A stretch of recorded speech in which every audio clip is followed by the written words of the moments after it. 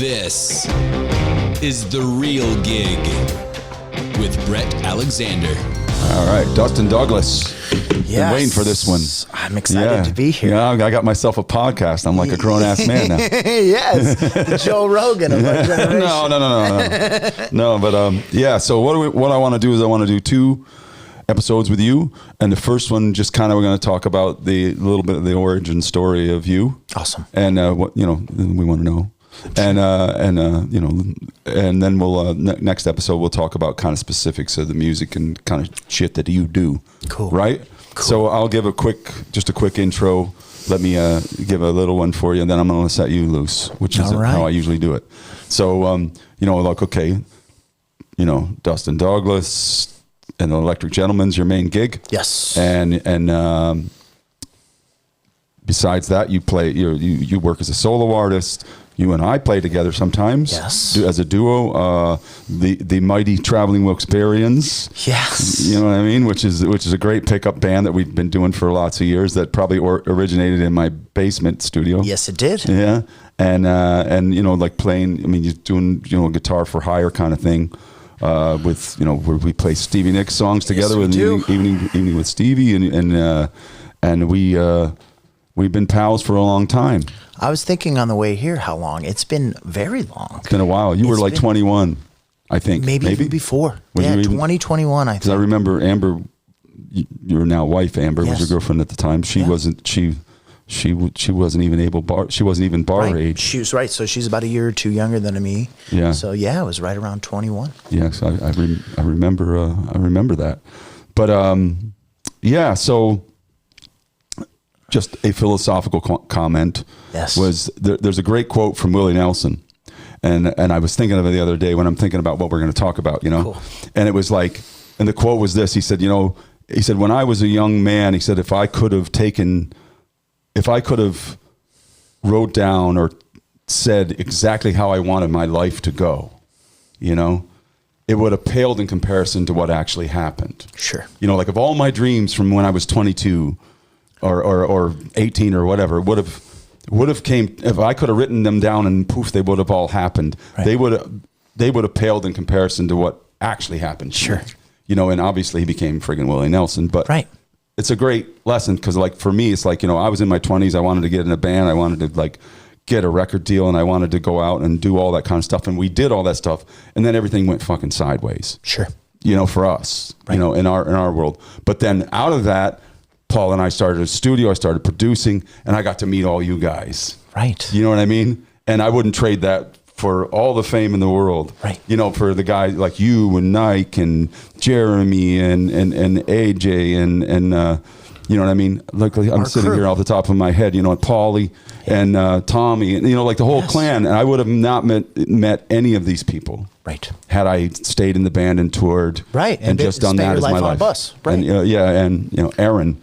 I'm forgetting people, man. Oh, there's Ken so many. Norton. I just I'm not going to get them all right. Tony Halchuk. I could just go on. I wouldn't trade that for anything. And the thing about being in a band and like you just do the band thing and you don't do anything else is that you're always around the same guys and you never get to be around people that don't think like you. Sure. That's the great thing about the studio. You get in the studio and you got to work with people that don't go about it the way you go about it. Sure.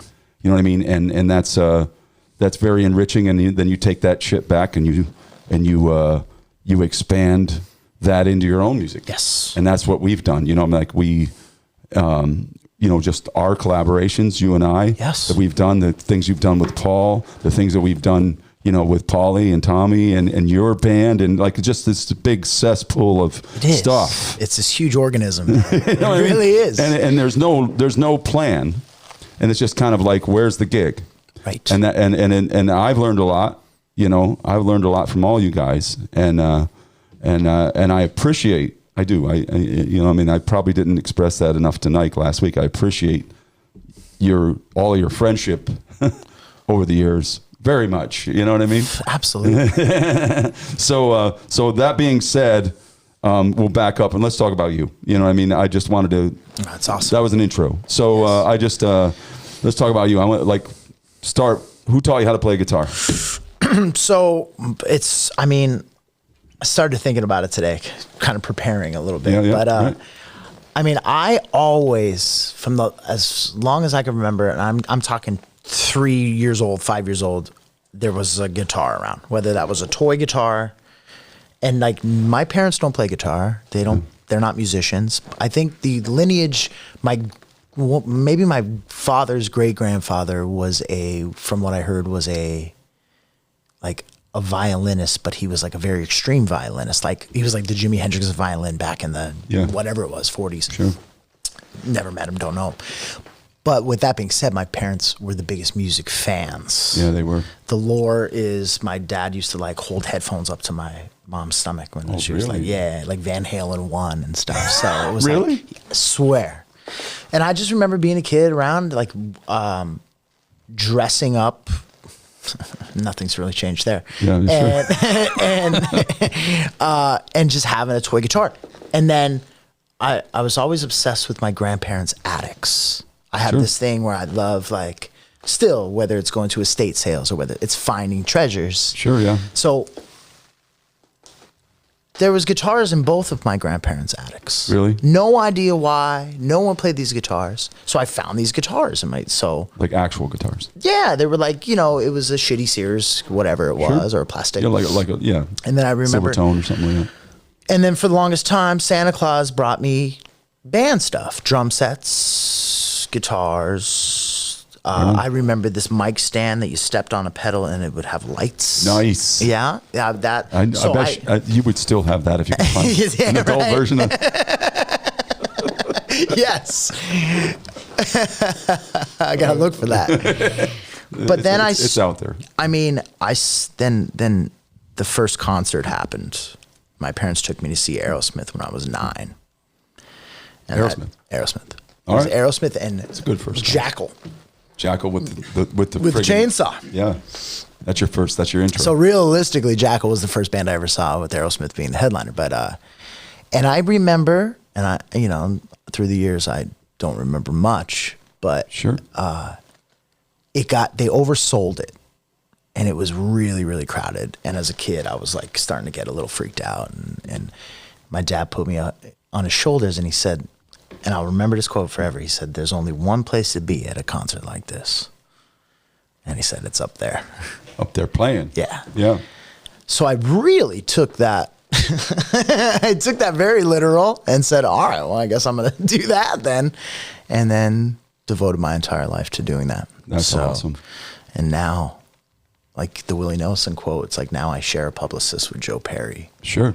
I always saw you kind of Joe Perry-esque. Yeah, he was my number one. Really? He was like, growing up, he was my number one. Like, I was like, yo, like him and Slash. I was like, these two dudes are like really cool. Just the image and mostly the image of it. Yeah, sure.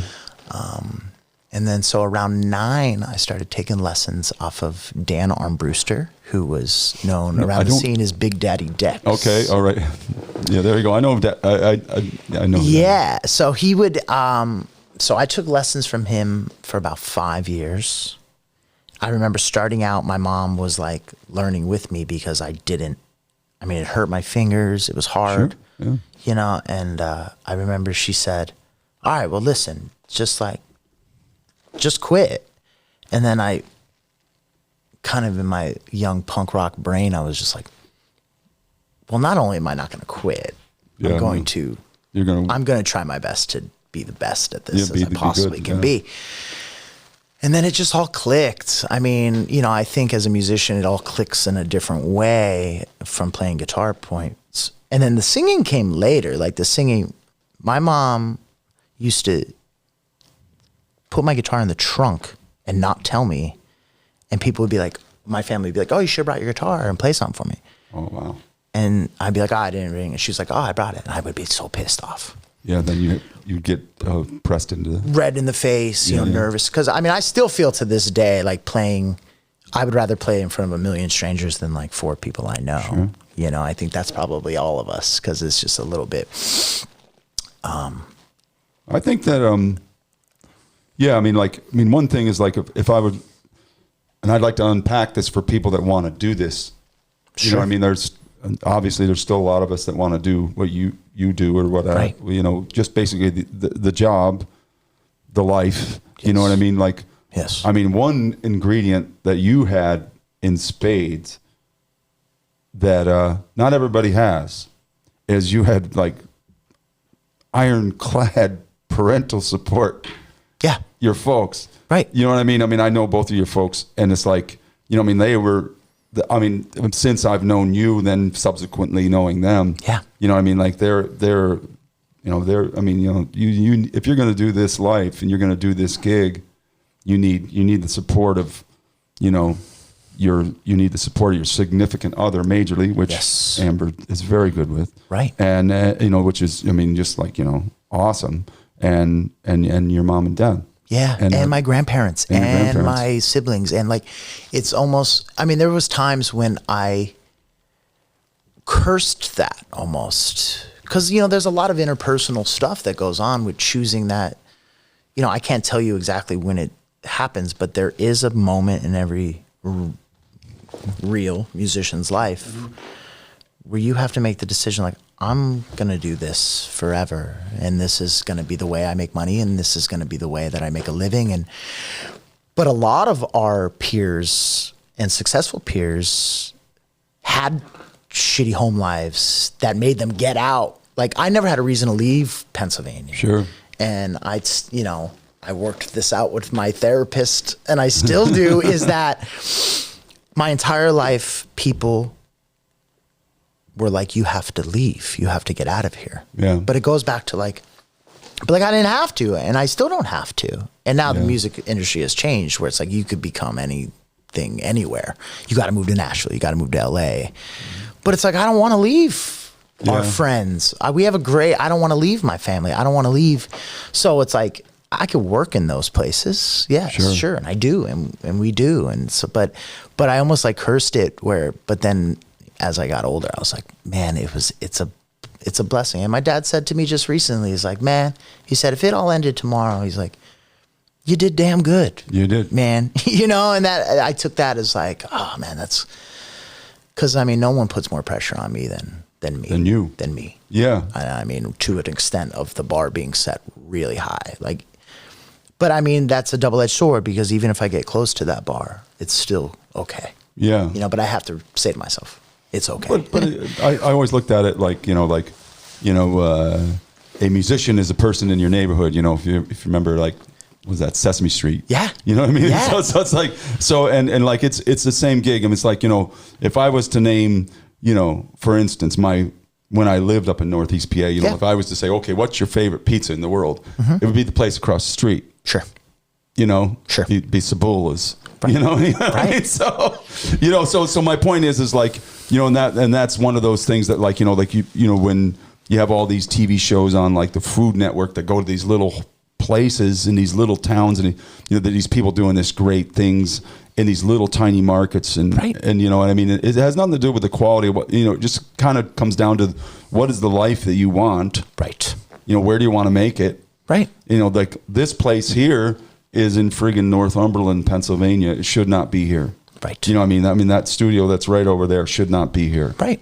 You know, and I know lots of other great studios, you know, in B markets or whatever that shouldn't be there, but somehow find a way to carve out a life for themselves. Absolutely. You know, and that's great. And I think that's what you're kind of saying. You know, it's kind of like, well, you know, I mean, certainly it's a little bit easier if you're hanging out, and you know, like the people that you're hanging out with on a daily basis are doing. If you're in a Nashville or New York, I think that's the benefit of it, is that you're not the black sheep where you're surrounded by 9-to-5ers, and then you kind of feel like, I mean, that's what makes us all so close, is because it is a smaller knit crew, but like in a town like that, it's like everyone is doing that. Yeah, you know, everyone is working their gig, and but again, it's the small fish in a big pond versus that whole thing. I mean, you said it best to me years ago, and I remember this is like, you know, you were working on one of your records and promoting it, and it's like you said you would have to get in your car and drive to California to get played on the radio station that is up the street from you. Yeah.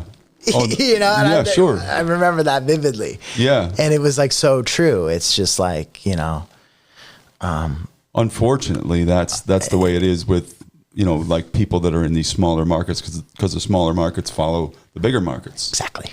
You know what I mean? And that's a thing. Yeah. When you're based in, like what's the quote is like, you'll never be a prophet in your hometown.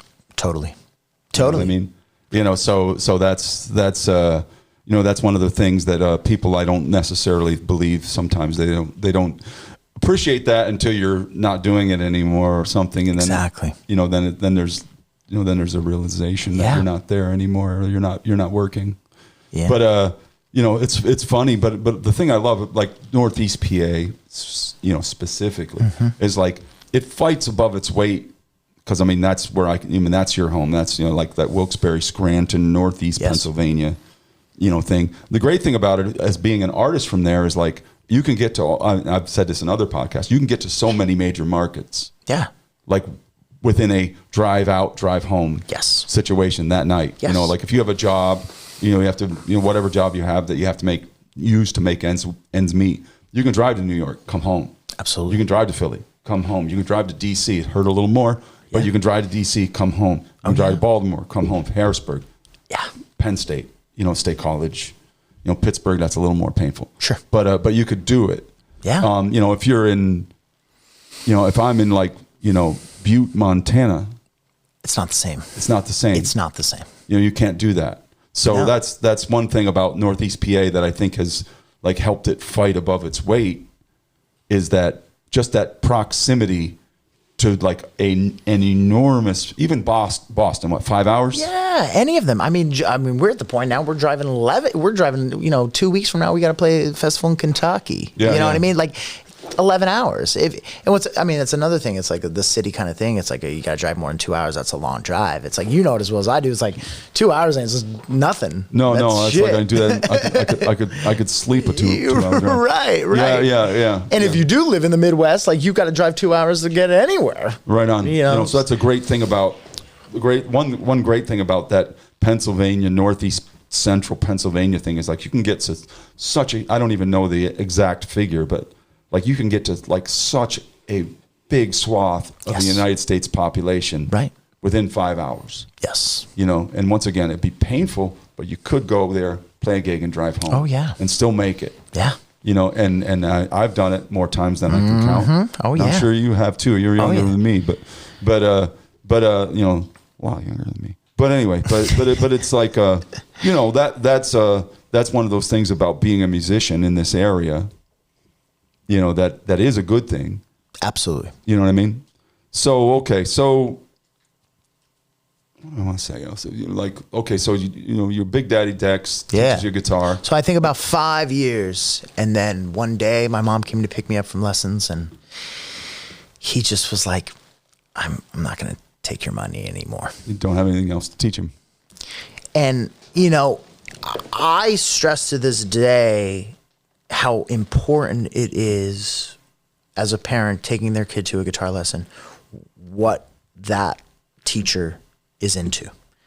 Dex was into the Allman Brothers and he was into that, so that's the player I became. If I would have went to a different teacher, I would have been Satriani. You know what I mean? Like it's important. You got to choose that wisely because that is your bedrock. I'm fortunate enough that my bedrock was, the bluesy influenced rock and roll. Yeah. But like, in my case, like I went to a Berkeley guy. Gotcha. So I wasn't learning that at all. I was learning, like songs by like Pat Metheny and Gary Burton. Sure. Right. You know what I mean? Like on the guitar, he's. I didn't know that. That's awesome. Yeah. Okay. So like, and so like just kind of getting the theory thing together, but I think your personality too kind of helps you find the way. You just yours kind of aligned with your training. Exactly. And you wonder like somebody like, like Dex or like Stingray, like how many people did they train? Right. Like Teddy, or Teddy Young, same. Teddy came through that whole. I mean, he plays his ass off, And he teaches, and like Teddy will teach guys that have. And he has a lot of great players that come out of that room that are young, that, And they all kind of, that's like the next generation of people that come into that scene. And people ask, like, why don't you teach? It's like, well, you know, A, I don't have the time. B, I don't know what I do. Yeah. You know, I'm not a theory guy at all. I just happen to know what to do. But I'm like, I learned chords by, you know. Yeah, yeah. My problem personally was that I had to have a couple children to find a couple children that liked me. You know what I'm saying? Once I had a couple, you know, once I had a couple, I like had to grow my own to find a couple kids that like me.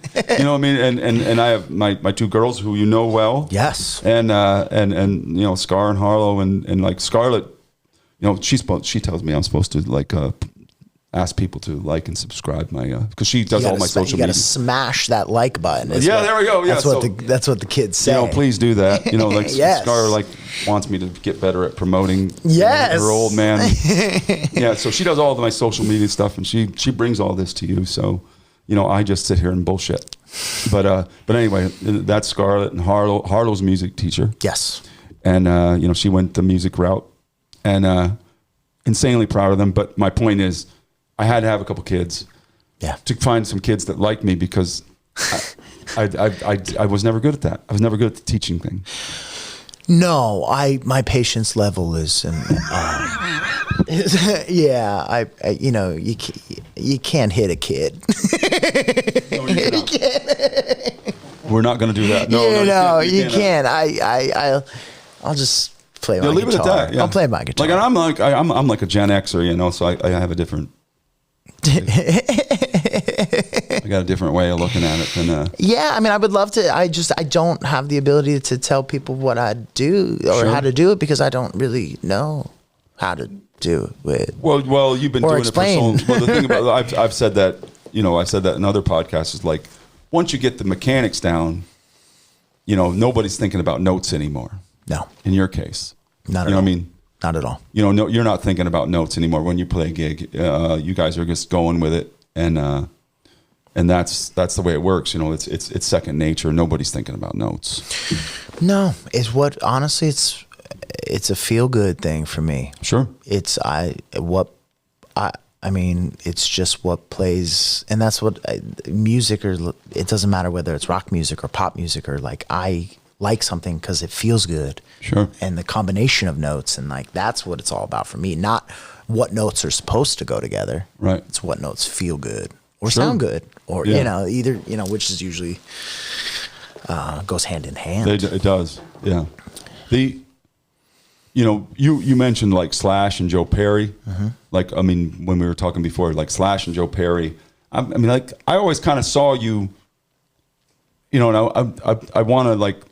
You know, with these podcasts, like because like you're good at a lot of things that like people need to do if they want to do this. So like besides even besides the music, but specifically with the music, it's like I always kind of saw you kind of as a Slash or a Joe Perry, kind of like the Jimmy Page, the guy.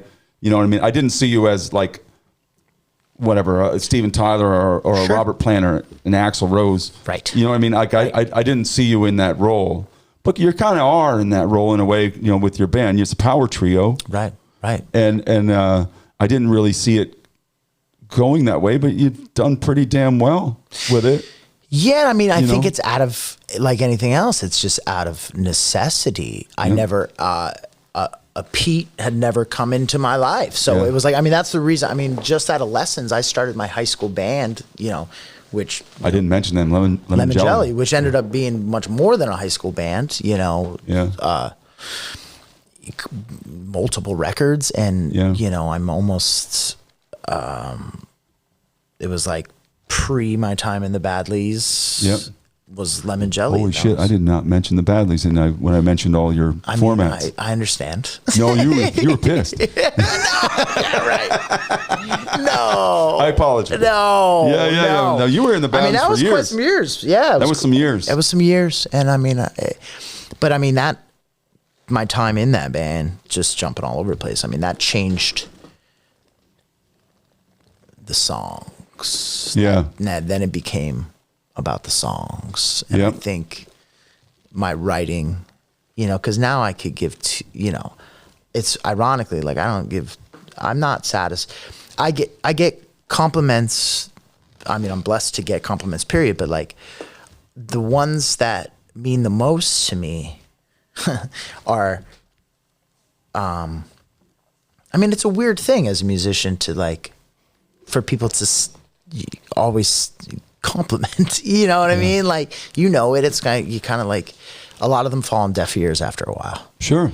But like the ones that really still stick out is the songwriting one, right. You know, and a guitar solo can pay the bills. Sure. But a song can buy a house. Sure, yeah. Yeah. And I also like when, you know, people talk about, you know, my singing or something, you know, or it's almost like the guitar thing has become so like secondary to me. Maybe it's just because I've just been doing it so long and it's just like part of my. Yeah, I mean, I don't think it's secondary in your case. It's kind of like, you know, I mean, with just music in general, like music, the music business. Sure. You know, the song is king. I mean, like I've said that many times over. You know, like people, songwriting is king. It's everything. And it takes time to learn that, though. Yeah, yeah. And like when I said for myself personally, like when I was a kid, everybody wanted to be Eddie Van Halen. Of course. You know, and like I never cared. I'd rather be John Fogerty. Sure. You know what I mean? Like in my case. Right. And then I got in a band, you know, with a front man, you know, so I didn't do that. So like I was I was like near 40 years old before I really became a singer. Right. You know, like to somebody that could go out and sing for 3 hours. And that's like destiny. Like we don't choose that route. I became a singer because no one else sang. Yeah, yeah, right. Like, somebody's got to sing. Lemon Jelly was like, I taught Jay from Lemon Jelly. I taught him how to play bass. Like, let's learn some 4-chord songs. Then we were playing pool parties. And then it was just like, then shit just gets out of control. and then it just becomes a thing. Then like, you have to do it. Yeah. Somebody's got to do it. I mean, what I love, and as I get older, you know, I turn 39 next week. There you go. You know, there you go. I keep saying it's like the 13th floor. Like, you know what floor you're on. but I'm not going to tell you where I'm headed.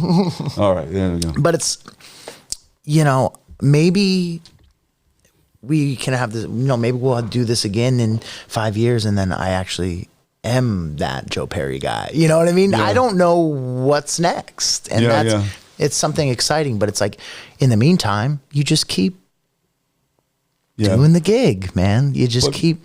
You have to be. Let's see if I can wrap this around. Like, you know, I think that like the music business, you know, like for however many years was always like this business where it was like you're trying to sell this piece of plastic. Sure. Whether you're trying to sell a vinyl record, you're selling a CD, you're selling a cassette. Whatever, you know what I mean? Yes. And I think the music business at some point kind of turned into a service business. It's like, so it's kind of like, you're not selling, it's not a retail business anymore, it's a service business. Like, how many ways can I use my talents? Right. You know, to, you know, make a living, pay the bills, whatever I want to do with it. Sure. And there's that. And then it's also, at the same time, the music business kind of became the book business. Because like the book business is like, most people that write books don't, you know, you have your Stephen Kings and people like that. But for the most part, most of the people that write books don't make their living writing books. Right. Or they do other things. They teach. Right. They, you know, whatever they might do, they're a professor. They you know, and so there's like that level of, you know, the sort of diversification. Yes. You know what I mean? And that was like, and I think the music business kind of went there when it was like, hey, you couldn't go from being, you know, just some Joe living in Wilkes-Barre to on top of the world in under a year. Right. That doesn't happen anymore. No. So you got to go out. You know, you got to like, okay, what can I do? I can play, I can sing, I can write songs, I can put a band together, I can do sessions, I can teach if I want to. You know what I mean? And you just kind of diversify into all these ways to use your talents that didn't used to be that way, you know. And I think in a lot of ways, like the public perception of things is still like, well, are you going to make it? Oh. And like, when are you going to give up? You know what I mean? It's like, I mean, I know myself, you, like these people out there doing this for a living are making very good livings doing this. Right. You know what I mean, and doing it on an indie level. Yes. And I'm not saying anybody's getting super wealthy, but they're doing really well. Right. You know what I mean? And so, you know, so there's a level of that, you know, that I don't think people necessarily are still kind of on that sort of starving musician headspace. Absolutely. You know what I mean? And, you know. I mean, you and me are fortunate enough to be able to go out by ourselves. And we play that same if you're a drummer. Tommy will tell you. Yeah. Tommy will tell you, like, listen, man, like, you know, I will bitch about a gig or something, and then he'll look at me and be like, listen, if I could set my drum set up in the corner and play and make what you made, I would do it. He's like, stop bitching, dude. You know, yeah, like, right, I'm like, all right, puts it in perspective. Right. But ironically, another thing I have to deal with my therapist is, is the people that come up to you and look me straight in the eye and say, how are you not bigger? Yeah, right on. Or like, how have you not made it? And I'm just like, I mean, it went from, I mean, you know me very well. It went from like, well, I'm going to punch this person right in the head. Or now I look at them and I say, I have. Yeah, bro. You know what I mean? Why aren't you? It screwed with me for many years. It screwed with me in the same way of like, well, you have to move to Nashville. It was the same thing it did to my psyche, which took me years to work out because I always felt like I had to leave. Yeah. And then it's always like, you know, I'll get off stage again, it's just like the grass is always greener. And how are you not bigger? I don't know. I'm trying like hell. Yeah. The one that we always made a joke about was you guys need to get a big tour. Yeah. Jesus Christ! Never thought of that. I never thought of that. You ever think about opening for somebody big? No. Oh man, you guys should open up for somebody big. Yeah. Really? Oh my God. Yeah. Let me write that down. What you just said? Do you have any other pointers? You got a pen? I'm going to write that down. I never thought about that. It can screw with you. It can screw with you. You guys need to get a big tour. Yeah. You know what I mean? So it's and then it'll happen. Like I'll get off and it'll come off. I'll come off stage at a really decent gig. I mean, the one I remember was like, we played like Music Fest or something last year. It was a killer gig, thousands of people. And how are you guys not bigger? I'm like, I didn't even drink. I didn't even change out of these sweaty leather pants. Let me go just put my shorts on, and then we can talk about this. Yeah, right on. But you know, you work through that stuff, and then people don't. They don't. You know, the one example I always use is like people say, "Oh, like I love it." Like, you know, I'm not getting political. You know what I mean? Of course. I will not do that here. Of course, yeah. But I'm like, you know, obviously, you know, like Springsteen's in a lot of trouble. So he's in a lot of trouble for things he said. You know, and I'm not getting into that. But what I will say is like people like start commenting and say, "Oh, he's a has-been." He's a freaking billionaire. Yeah. You know what I mean? He plays like around the world to like hundreds of thousands and millions like of people. Millions of gigs. You know what I mean? Like it's like, okay, he doesn't have like, you know, like in like, you know, your family sometimes like it's like, well, you know, I've never, you know, I like Death Cab for Cutie. Never heard of them. Mm-hmm. You know what I mean? It's like, they're enormous. Yes. You know what I mean? These guys are like crazy successful musicians. You know what I mean? And that like same thought process makes you think like you could be the biggest band in the world and there's still going to be people that have no idea who you are. That don't know who you are. And that's just like, and this is stuff that you have to learn. Yeah. And it takes time. It takes time to like, you know, therapy, you know, whatever. So it's like, but like, you know, it's kind of like, you don't know, you know, I mean, it's like people don't know how that works. They don't know how that works, and they're still using kind of like an old model in their way of looking at this. They don't look at it as just like another vocation. No. Another gig. Right. And it really is. And the one thing I always say too is like, you know, like, okay, you say, okay, this guy, you know, this band, whatever, blah, blah, blah, they're a one-hit wonder. Like, one-hit wonder is like, in the top fucking 0.5% of anybody that's ever tried to do this. Damn right. I'll take half a hit. Yeah, I'll take half a hit. You know what I mean? So it's like, how hard it is to get through that system. Like if you're like whoever you would say was a one-hit wonder. Yes. You know what I mean? It's like they are like way, way, way Tommy Two-Tone. Yes. I heard it in a grocery store the other day. Like Jenny. Right. And it's like I'm like great tune. You know what I mean? Like if you have a song like that hit the radio and became a hit and touched people's lives, and it's still being played, in a grocery store. In a grocery store 50 years later. Right. That's success. Right. You know what I mean? It doesn't look like success to the average person who says, "Oh, you're a has-been. Oh, you're a one-hit wonder." Right. And all these people are still doing things. You know what I mean? Like you go back to like my first concert. My first concert was Blue Oyster Cult. Sick. Yeah? Blue Oyster Cult. Sick. The opening band, The Rods. Right. Drummer, Carl Kennedy. He was my real estate agent. Yeah, they're local. They're local, right? They're a local Rods? band. Yeah. You know what I mean? So it's like, he still tours the world. The Rods are still touring. Yes. You know what I mean? So it's like, and I want to have him on here. But the whole thing is like, they're still touring the world. They're still doing things. They're putting out albums. They get to go out and like tour, and do their thing. Right. And they're like, like a lot of those guys, I don't know if they're 70 yet, but they got to be approaching it. Oh yeah. If they are, and it's like and it was, and that's the thing, like people just have like a weird perception of what like being a musician is no different than running a diner. Right. You know what I mean? And it's like, and I think people have an odd perception of how that works. Yeah, and it's like I don't know what the answer is as like what is making it? Is it a tour bus? Is it a is it a full schedule of multiple states? Is it you're on Jimmy Fallon? Is it maybe the same people that say that to, I mean, was it like Johnny Carson? You got to be on Johnny Carson to make it or something. You know what I mean? It's like, what? I don't understand. I know that I make a living and I can do that. And for me, it took a while for that to be enough. Yeah. Well, the other part about that is like, I think in a lot of ways, a lot of those kind of things aren't up to you. 100%.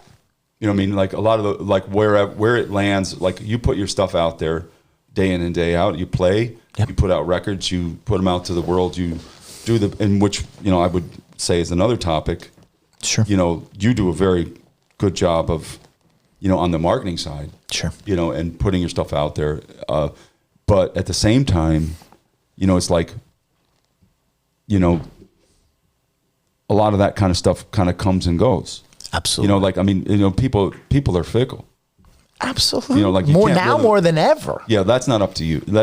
Like as far as like, however you get perceived in the grand scheme of things. Yeah, it's kind of not up to you. All you can do is do what you do, and keep doing it. Right on. And I have just this past week, I had Tuesday. I saw Alice Cooper, 81 years old. It was the best. I've seen him so many times. It was the best I've ever seen him. Really? Phenomenal. Yeah. I saw Metallica on Friday. 2 nights at the Lincoln Financial. Sold out. Yeah. The least you could do. Who's on the bill? I saw Limp Bizkit. All right. And a band called Ice Nine Kills. Okay. The least you could do is to try to get to that level. Because even if you get a quarter of the way, you're still doing all right. Right on. And the whole thing is like, if you talk to but like, I've read an interview, let's put it that way, with John Lennon, and they asked him like, what's his favorite era of the Beatles? He'll say like, when they're playing the Cavern Club and doing those things. Yeah. He's like, we already had it down. Right. Everybody just hadn't caught up. Right. He said once we got, into the Beatlemania phase of it, it was just repeating it. Exactly. The whole thing was developed in a shitty bar in Germany. 100%. Tom Petty said, same thing. Tom Petty said, if you want to get a good band, you go back home. Right on. And I remember that. And I'll remember that. And they're all home because they're all from Florida, yeah. Yeah, you go back home because that's where I'm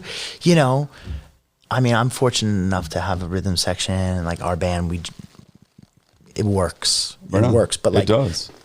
If I filled those two guys, you know, and we've now since added my friend John on guitar, yeah. and John.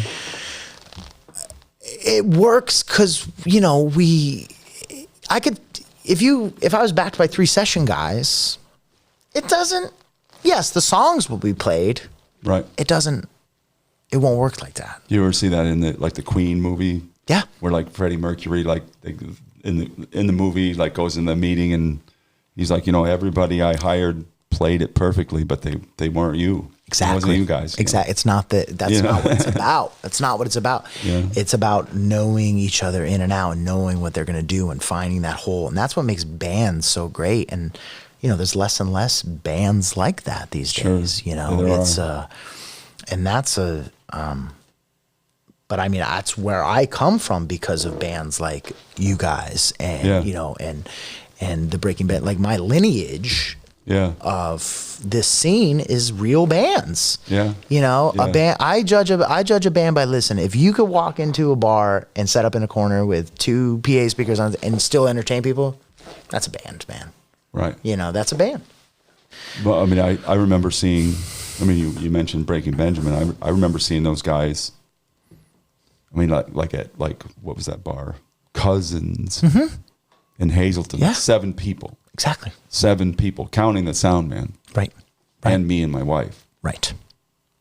You know, and it was every bit as good as it became at that point. My whole thing is, I don't know everything could change tomorrow. Yeah, sure. I mean, why not and then once it does change, say it does change for making it, I'm not going to be able to enjoy life like I'm enjoying life now. Do you know what I mean? It's going to be, you know, it's almost not my own anymore. I'm not necessarily running my own schedule. I'm not necessarily. So it's like, I'm just going to keep doing what I'm doing. And then you always want more success. I mean, I judge the band and my career on a yearly thing of, was last year, you know, was this year better than last year? Yeah. And for the last 10 years, it is. Yeah, it is. Yeah. And I don't, you know, and of course there's, you know, you get to a level where you have to bring on outside sources, whether it be a manager or a publicist, because you've taken it as far as you can. And then, you know, we're at that point, but it's like, listen, I get paid to play guitar and sing songs. Yeah. That's the brass tacks. There are worse. There's worse ways to make things in the world. Yeah. And I mean, I'm not good at any of those things. So it's like there you go. There you go. I'm doomed. Yeah, man. Yeah, well that's good. That's a good spot to stop. Awesome. For episode 1. We'll reconnect here in a sec. Sweet. And talk about the specifics. All right. All right, buddy. This podcast was produced by Stone State Entertainment.